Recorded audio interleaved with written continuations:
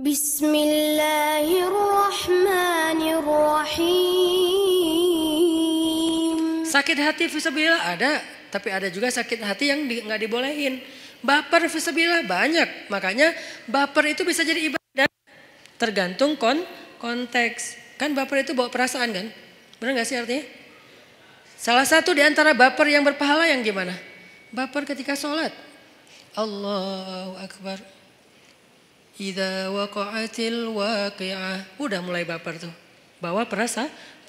Begitu disebutkan tentang orang-orang yang golongan kiri, wah udah nggak kuat lagi. Dia nangis, dia gemeteran, saking gemeteran lututnya nggak kuat menanggung beban tubuhnya, dia tersungkur, kharru, tersungkur, lalu dia sujud, sujadan, dia sujud, wabukiya, dan dia menangis dalam sujudnya. Siapa dia?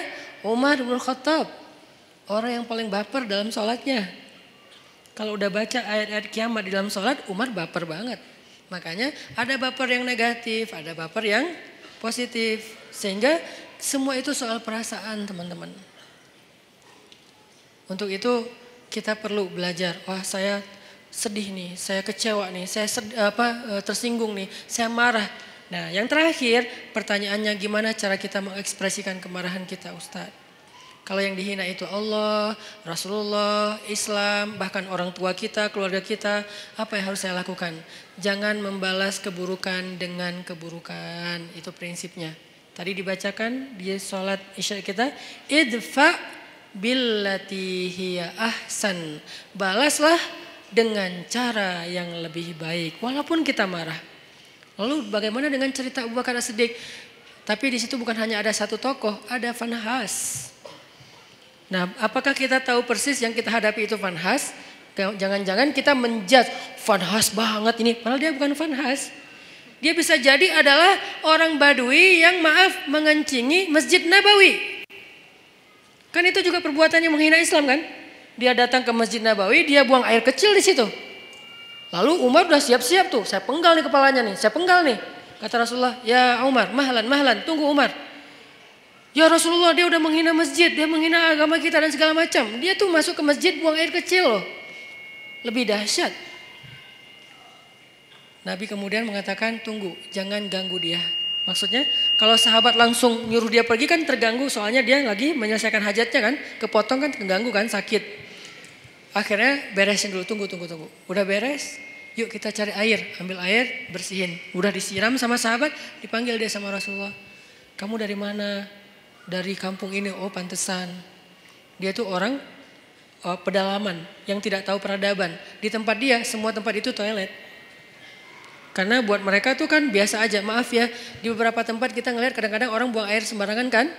Karena dia rata-rata orang yang berpendidikan rendah, orang yang mungkin tidak belajar, orang yang belum modern, belum berperadaban. Buat dia biasa aja kayak gitu, malah kadang-kadang gak malu. Nah laki-laki ini kayak gitu kondisinya, orang jahil, orang badui, orang pedalaman, gak pernah belajar. Dia gak tahu kalau ini tempat suci, dia buang air aja di situ. Ditanya sama Nabi dari mana? Dari tempat ini. Oh kamu tahu gak ini tempat apa? Gak tahu.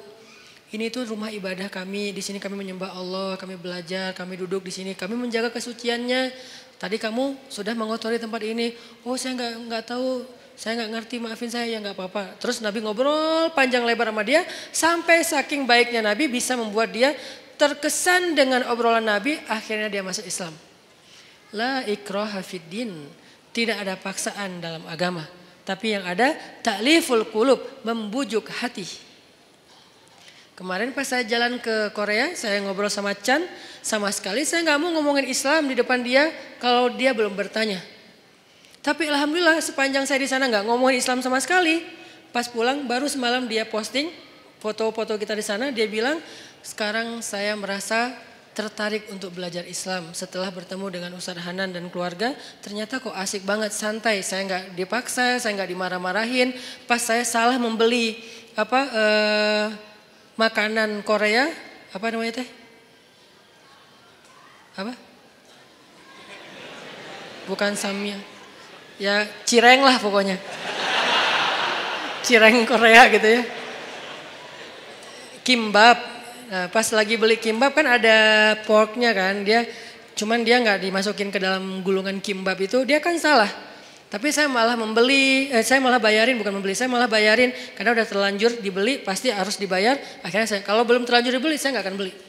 Tapi karena udah terlanjur dibeli dan pasti Chan akan bayar, saya bayarin. Tapi saya nggak mau makan, saya ngomong ke dia pelan banget, Chan maaf ya, maaf banget nih. Saya tahu kamu niatnya baik, tapi maaf karena kamu nggak paham tadi itu ada pork di situ. Walaupun nggak dikasih ke sini tetap nggak boleh bagi kami, maaf ya. Oh ya nggak apa-apa, dia malah respect. Alhamdulillah sekarang pengen belajar Islam. Walaupun hidayah itu di tangan Allah, bukan di tangan kita. Kita hanya ikhtiar. Akhirnya orang Badui ini masuk Islam. Setelah masuk Islam, dia doa, ya Allah, berilah rahmatmu kepada saya dan kepada Rasulullah, yang lain jangan. Dia sebel sama yang lain. Karena tadi mau dimarahin kan sama yang lain. Kata Nabi, kenapa doanya kayak gitu? Iya Rasulullah, saya sebel sama mereka. Kalau doa yang baik-baik supaya malaikat mendoakan juga kamu dengan kebaikan yang sama. Oh gitu ya Rasul. Ya Allah rahmati saya, Rasulullah dan yang lain-lain juga. Beres kan ya? Ini nih siapa? Ini bukan Fanhas. Ini orang yang belum mengerti tentang kebenaran. Kalau Fanhas ngerti banget. Malah Alkitab, dia ngerti Alkitab. Taurat, Injil, Al-Quran bahkan. Makanya dia tahu ayatnya. Bukan orang biasa, beda sikapnya. Kalau kepada orang kayak gitu, kita memberitahu. Ada orang yang bertanya atau komentar karena dia nggak ngerti, kita jelasin, kita luruskan kalau bahasa saya di komen. Bukan saya marahin, saya luruskan. Kadang-kadang ada teman-teman yang niatnya baik, pengen membela saya tapi malah marah-marah. Saya juga berharap jangan. Ini Ustaz Hanan, malu nggak lo? Jangan ngomong kayak gitu. Ini mempermalukan orang. Saya juga cuma ngomong kalau ini tentang saya diam. Kalau tentang Rasulullah, saya luruskan. Kayak gitu bahasanya, saya pilih diksi yang tidak menjudge. Sehingga nanti sikap kita mudah-mudahan mewakili wajah Islam. Walaupun gak sempurna, soalnya kita manusia biasa ya. Islam sempurna banget tapi kita gak sempurna. Setidaknya kita udah berusaha untuk menampilkan wajah Islam terbaik yang kita mampu. Orang baru tertarik. Nah, idfa billatihi ahsan. Balaslah dengan cara yang lebih baik. Ada di surat apa itu? Coba kita buka surat Fussilat. Surat ke-41 ayat 34. Idfa billati hiya ahsan. Kalau kita bisa membalas keburukan orang dengan cara yang lebih baik. Maksud cara yang lebih baik itu gimana Ustadz?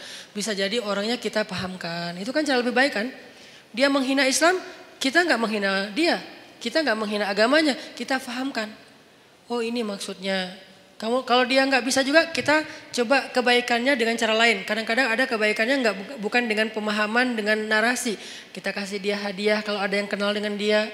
Minimal kita senyumin dulu. Minimal kita nasehatin dengan diam-diam lewat DM atau apapun lah. Pokoknya jangan sampai kita mencela, mendebat, ngebully rame-rame dengan nge-replay komennya dia. Kasihan. Kadang-kadang dia nggak ada niat mencela. Cuman karena gak paham, akhirnya di replay banyak ratusan replay, semuanya menjat dia. Saya kasihan kadang-kadang kayak gitu. Syukran ya Rabbi, syukran, hadaita qalbi, syukran.